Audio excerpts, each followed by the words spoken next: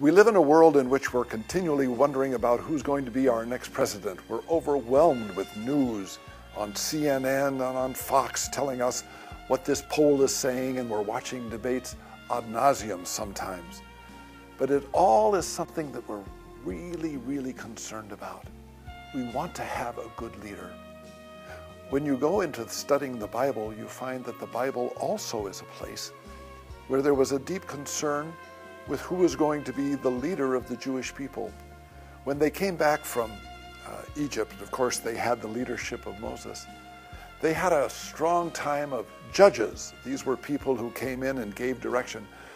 But after a while, the people just pleaded with God, saying, why can't we be like the other nations that are around us that have kings? God came back and said, oh, you don't want a king because you're going to get a king and that person is going to make all kinds of demands on you with taxes and with people having to do all kinds of things to make the king work. But the people were persistent, and finally, it's interesting, God kind of comes and says, well, okay, I'm going to give in. What is it about a leader that is so important for us? Well, there are several things that I think about. I think about the word security as a nation, even in a neighborhood. I want a leader that's going to give us that security. I want a leader that's going to make sure that we're going to be free, that there's not going to be all kind of laws and regulations coming in and telling us what we have to do.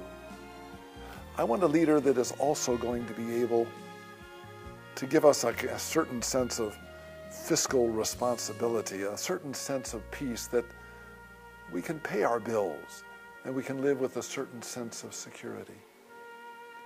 All of these things, which are the big questions, along with many of the moral issues, are big political issues in our political drive to find out a president. But as we listen to the Bible, the real key of making sure that we have a good leader needs to be that a leader is going to call us to a deep dependence on God.